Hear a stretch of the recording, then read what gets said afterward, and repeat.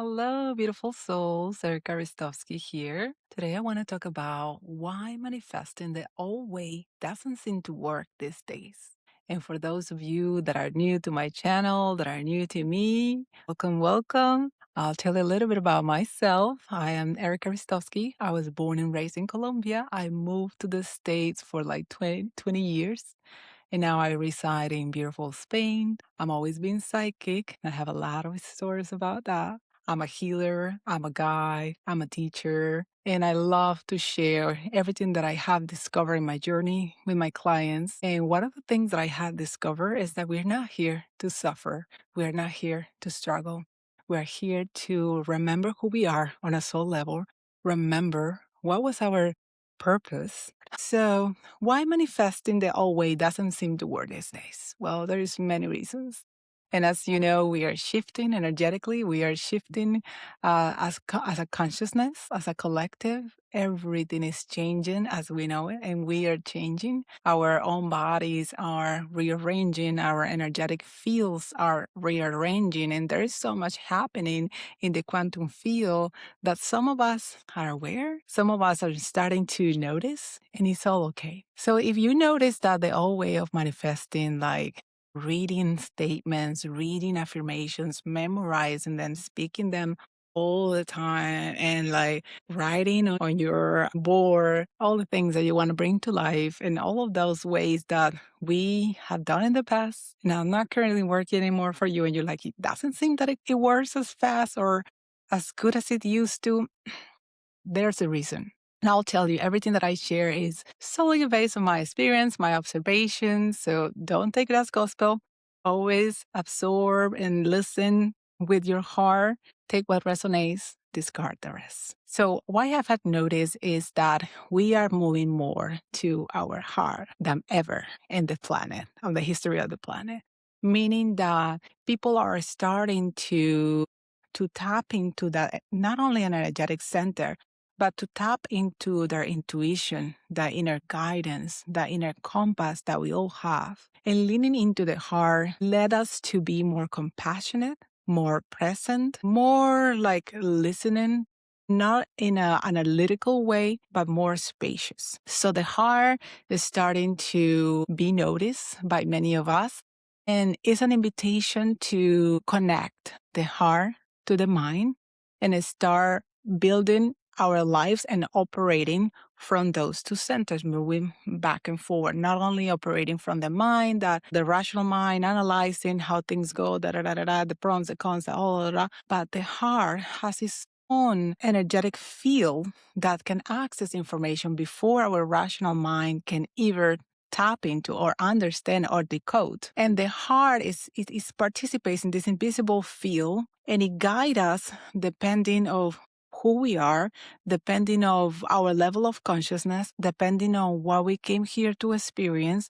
And it's giving us kind of opportunities to express ourselves fully if we start to lean in into that knowing, into that center. So manifestation, the new way, the new paradigm is shifting because as we're moving more to our heart coherence, we are really understanding who we are and who we came here to be, because that is really key. In the past, we have operated from the mind and we have seen how well the manipulation of reality and how we are supposed to be, or what happiness looks like, and everybody seems to be striving for the same copy paste, copy paste, copy paste, to have the mansion, to have the cars, to have the abundance, to have the higher education, to all the things, all the things, all the things. And we've been really listening, taking notes, and trying to, and putting in our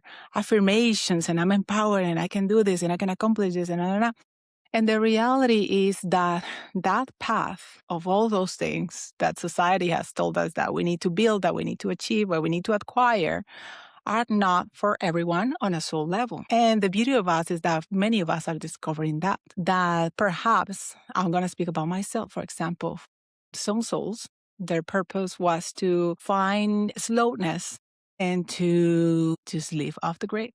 or to not be connected to so many, but just impact a few. And that's it. Or, for example, I'm just going to bring some stories that I know that being in an important company for so many years and getting so much big, fat salary, but being destroyed emotionally and not feeling like that is your purpose, not feeling that that lights you up. But on one hand, it gives you money. But once you stack so much of it and you're like, okay, so I'm not even happy. I don't have any desire to go anywhere. What do I do with all that big stack of money? So that's not it. So we're starting to see that there's a disconnect. Yes, I did what society told me. I acquired all of this, but it doesn't bring me joy. It doesn't bring me satisfaction. I don't feel that that's my purpose. And when you go in and find through your heart with that connection of who you are on a soul level, really listening deeply to your real desires, then you discover, "Oh, that's not for me. Thank you for all the experience. I want something that lights me up, that I enjoy." And for example, it could be this love for baking and opening a bakery and a corner store and just getting to know all the neighbors, all the community, and feeling part of something and feeling that everybody experiences your love for baking through what you're making and enjoying life in that sense doesn't have to be the big stack. Perhaps this is just good enough for the lifestyle that you heart desires, not for what society has told you to do. So that we start to see the difference. Why there is that disconnect, because you can repeat all the affirmations, you can put all the pictures of the images in your board and all the things, but if there is a disconnect between what your heart really wants to or really desires to create and what your mind thinks you should create, then there is a disconnect. And why it's not coming into fruition, why it's not manifesting in your reality is because everything in the quantum, everything that is invisible, everything that is energy is creating that reality. So if there is a disconnect between your heart and your mind, and there is not an alignment, it's not coherent, it's not creating that reality behind the scenes for you to experience, then that's why you haven't seen the things that you think in your mind you should create in this reality. Only the things that, well, I should take that back, that not only, but the things that you are creating from your heart, with your heart involved, for the highest good of all, are the things that are coming into fruition faster, because the new energies of this paradigm is more about unity, co-creations. It's more about community. It's more about sharing with others. It's not as much as has been in the past. Very self-centered, me gain, get me gain, the masculine, but not in the right form. It's a distortion of the masculine that has been operating in this paradigm. And now we're shifting more into knowing that I'm not speaking about genders when I say feminine and masculine. I'm talking about energies that we all have. And I'm going to talk about this in another video. But just to make a differentiation, that is not a gender. It is energetic, and we all have both. We have the duality of masculine and feminine. And this, we're moving more into this feminine paradigm that we are co-creating. And the earth is kind of birthing too, because as we are shifting, the earth is shifting and there's so much going on. But the noticing is that moving into your heart, getting to know yourself, your real self, and what you are here to create and what you're here to experience, connecting through your heart is going to guide you, and it's going to be a lot easier for you to manifest in the new paradigm.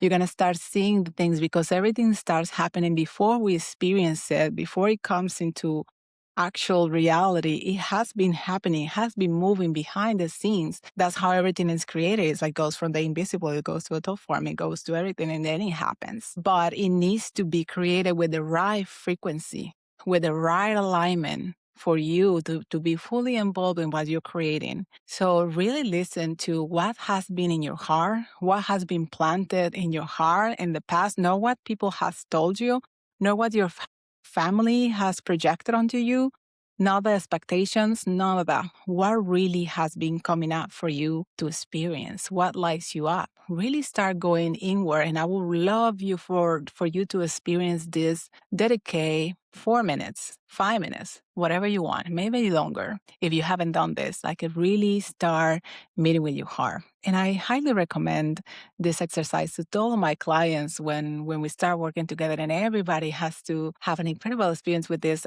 throughout the years when you keep this, because I haven't met anybody, including myself, that hasn't had like heartache, disappointments, betrayal, all of these things, right? It's part of like living in this experience as a human. And the heart energy field is very constricted, is very kind of, there's like a field around it that is kind of calcified, it's kind of hardened around. So one of the exercises that I get people that it sounds like silly, you're like, oh my gosh, what am I doing? But we know in spirituality, everything is intention, and visualization are so powerful. So you really want to lean into that, listen up. It's very simple. All you need to do is intention. Imagine your heart at the center of your chest, and it's not biologically possible, but we just imagine it for this purpose of this exercise. That the heart is at the center of the chest, imagining the heart as a big balloon that is growing in size, growing, growing, growing in each direction every time you breathe. And if you start doing it for the first time, you might notice that the first inhale is kind of hard. So you feel like, oh my God, it's kind of tight in there, it's kind of heavy. Try to exaggerate your breath and try to bring as more oxygen that you can possibly do. And bring oxygen, expand it, expand it, expand it, make it big. Also bring air to your abdomen, hold it for a few seconds, and then release. Want to do it again, imagining that heart as a big, big, big balloon, opening in size, opening in all directions. Big, big, big, big, big. Bring it to your abdomen, hold it, release. And you want to keep doing this for perhaps a few minutes, and you're going to notice the difference after you've done this exercise. And also what goes well is to ask your heart, what do you want me to create? Or what do you desire? Or how can I become more of you? Those are questions that you're like, what? They sound weird. But if you really continue asking those questions, you're going to start getting answers from yourself, from your higher self, from that field around you that is like, oh my gosh, now you're paying attention. Now you're listening. Let me tell you. And you're going to start receiving all that we call the downloads, the information. And it comes like at times that you're probably not expecting it when you are doing activities, walking. For me, it's like when I'm washing dishes because I'm focusing. Like, it's so kind of therapeutic for me. It's kind of weird, but I do love washing dishes. It's kind of like my mom and dad, and ironing is so weird.